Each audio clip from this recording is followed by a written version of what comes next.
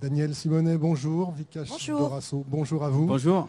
Vous êtes tous les deux candidats à la France Insoumise, aux prochaines municipales à Paris. Non, on est candidat à des listes Décidons Paris, qui sont des listes citoyennes, soutenues par ailleurs par la France Insoumise, mais aussi par le mouvement Rêve et PEPS.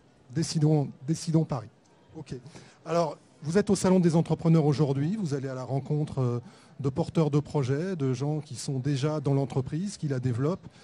Première question, évidemment, on a envie de vous demander quelle est votre priorité pour eux, pour ces entrepreneurs à Paris, plus largement peut-être en Île-de-France, pour favoriser justement la création d'entreprises et le développement de ces entreprises.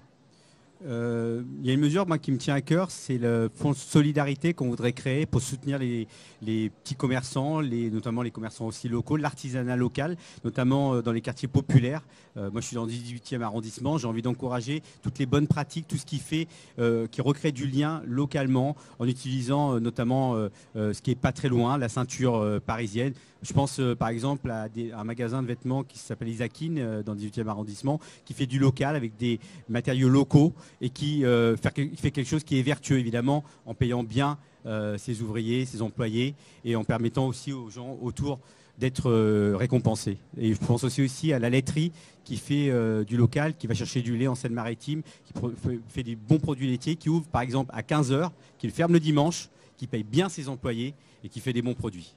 Seine-Maritime, un département qui vous tient à cœur. Oui. Par ailleurs, donc le commerce de proximité, l'activité de proximité serait privilégiée. Justement, j'avais une autre question sur la pression immobilière, le fait qu'il y a des artisans parfois, des petites entreprises qui sont obligés d'aller exercer leur activité en dehors de la capitale à cause des prix des loyers ou des prix d'achat qui sont trop chers. Oui, c'est la première... C'est le premier problème de l'artisanat et des petits commerces à Paris, c'est la pression foncière, la pression des loyers et des baux commerciaux. Donc nous pensons au niveau de Décidons Paris qu'il faut absolument aider et accompagner. Jusqu'à présent, vous avez la ville qui a mis en place à travers une société d'économie mixte, la CEMAEST, un accompagnement de certains. Mais en fait, sans chercher à augmenter le nombre de rez-de-chaussée, d'activités et de commerces propriétaires de la ville. Donc en fait, c'est assez limité comme aide. Et puis surtout, quand par exemple la ville, elle crée un nouveau quartier comme à Rosa Parks, on se rend compte que tous les rez-de-chaussée de ce nouveau petit quartier ont été dealés avec un grand groupe Muliez Auchan. Et on n'a que des commerces de la même grande enseigne en fait, qui dépendent du groupe Muliez. Donc il y a vraiment un discours d'un côté et des pratiques de l'autre. Or, il faut pouvoir justement être propriétaire, que la ville soit propriétaire d'un maximum de locaux d'activité et de commerce et de baux commerciaux pour garantir à la diversité artisanale et des petits commerces indépendants de pouvoir rester sur Paris, sinon on a une capitale totalement uniformisée. Alors, autre sujet, on va parler de Paris 2024, les Jeux Olympiques. On sait, Vikash Dorasso, on a entendu des déclarations récemment de votre part disant que vous ne souhaitiez pas l'organisation de ces Jeux Olympiques à Paris pour différentes raisons. Manque de concertation, problèmes sociaux, problèmes d'environnement. Est-ce que vous ne pensez pas que quand même ça peut être, si c'était le cas, que ces JO n'aient pas lieu à Paris, un rendez-vous manqué pour justement le commerce de proximité, les activités locales, le tourisme, les hôtels ? Moi je pense que ça va être justement le tourisme, les hôtels, oui, mais pour servir des multinationales qui déjà s'enrichissent. Je pense que ça va bétonner, ça va faire monter le prix de l'immobilier évidemment, et ça va assez peu pas quasiment dire, pas du tout servir l'économie locale, tournée vers les habitantes et les habitants qui habitent la Seine-Saint-Denis notamment. Et je vois bien que ça va être un Paris 2024 tourné vers les multinationales, vers l'Airbnb, vers la Ferrero qui a sponsorisé les Champs-Élysées, vers Uber évidemment, et puis vers les grands hôtels qui vont se gaver. Donc voilà, moi je suis sûr que si on faisait vraiment des JO, une fête du sport, et tournée vers les petites bonnes pratiques qui pourraient se développer grâce à l'arrivée des JO à Paris, ça m'intéresserait. Mais là, ça ne m'intéresse pas. On va parler à nouveau de commerce avec la question des terrasses, des cafés, terrasses chauffées.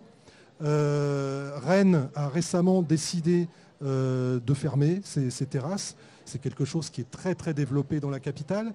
Quel est votre point de vue là-dessus et quelle serait votre décision, le cas échéant, par rapport à cette problématique? Alors, Rennes ne ferme pas les terrasses. Rennes interdit de chauffer les terrasses parce qu'en fait, on chauffe l'air, donc c'est une aberration. Quand vous voyez l'urgence climatique, on a moins de 9 ans pour tout changer. Donc commençons déjà par ne pas émettre des gaz à effet de serre de manière complètement et de dépenser de l'énergie de manière aussi aberrante. Voilà. Donc il faut respecter les saisons et ne pas chauffer le plein air. Donc il faut absolument, je pense, oui, interdire les terrasses chauffées. C'est un enjeu écologique qui nous semble essentiel. Enjeu écologique, mais enjeu économique aussi pour les commerçants. Si toutes les terrasses sont à la même, leur sauf que tous les commerces seront à la même enseigne. Tous les commerces seront à la même enseigne. Et vous regardez des pays qui ont respecté ça d'un point de vue écologique, ils mettent des couvertures et les gens apprennent. Moi, je me souviens d'avoir passé un hiver à Lille où on allait sur les terrasses dès qu'il y avait un petit rayon de soleil et pourtant il faisait froid et on s'habituait à supporter le froid avec des couvertures qui étaient mises à disposition. Mais si le but pour les gens c'est de mettre des terrasses chauffées pour développer leurs terrasses et s'enrichir, c'est un vrai problème. Je veux dire, on va tuer la planète juste pour que certaines personnes gagnent plus d'argent. Je veux dire, l'enjeu écologique, il est tellement important que oui, il faut supprimer les terrasses et limiter aussi les terrasses. Moi, j'habite aux Abbesses. Aujourd'hui, sur les trottoirs, on ne peut plus se déplacer, nous, habitants des Abbesses, parce que les terrasses prennent toute la place. D'accord. Pour rester sur l'environnement, on va parler un peu de transport et de circulation. Éternel problème parisien qui ne s'améliore pas, on peut dire.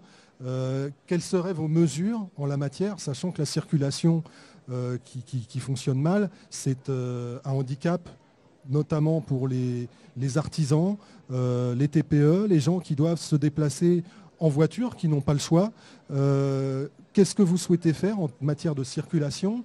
Et je dirais, est-ce qu'il y a par exemple des tarifs préférentiels ou des zones réservées que l'on pourrait imaginer dans ce domaine pour les commerçants ou ceux qui sont à la tête d'une activité d'entreprise? Alors déjà là, encore une fois, l'enjeu écologique et la santé publique doit primer. Donc on sait que voilà, c'est terrible le développement de cette pollution. Et regardez comment fonctionnent par exemple les Pays-Bas. Les Pays-Bas ont réaménagé complètement leur ville depuis au moins 40-50 ans en faisant une hiérarchie, en préservant d'abord les transports de piétons, ensuite du vélo et des transports en commun et seulement après de la voiture. Résultat, le fait d'avoir réduit la place de la voiture dans la ville, eh bien, ça a aussi permis la fluidité. Et finalement, vous avez beaucoup moins d'embouteillages dans ces villes des Pays-Bas, donc il faut suivre ce modèle-là. Après, il y a la question aussi de la logistique urbaine et d'accompagner l'artisanat, le petit commerce sur les derniers kilomètres. Il y a une logistique urbaine à développer. Nous, on soutient une vraie bataille autour, par exemple, du tunnel des artisans, où là, vous avez un potentiel en dessous de Bercy-Charenton de 6 tunnels qui pourraient accueillir énormément d'artisans et aussi des cavistes, aussi des primeurs fruits et légumes, et qui peuvent par ailleurs alimenter Paris, les différents commerces parisiens ou petites entreprises parisiennes, en faisant les derniers kilomètres à vélo cargo. Bon, il faut développer cela. Or, aujourd'hui, la ZAC Bercy-Charenton va bousiller 2 de ces 6 tunnels et prétend compenser cela par de la logistique urbaine, dans des immeubles de logistique urbaine qu'on va chauffer l'hiver et climatiser l'été. C'est aberrant. L'utilisation de la Seine aussi pour justement les livraisons, c'est quelque chose que vous développeriez.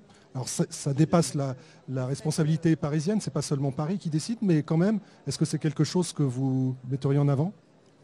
Oui, que ce soit le fret fluvial ou le fret ferroviaire sont à développer, tout en faisant attention à bien préserver la Seine comme patrimoine commun de l'humanité, et donc faire bien attention à ne pas bousiller les bords de Seine. Mais on s'est trompé de ville, on a construit une ville avec des routes pour que circulent des voitures.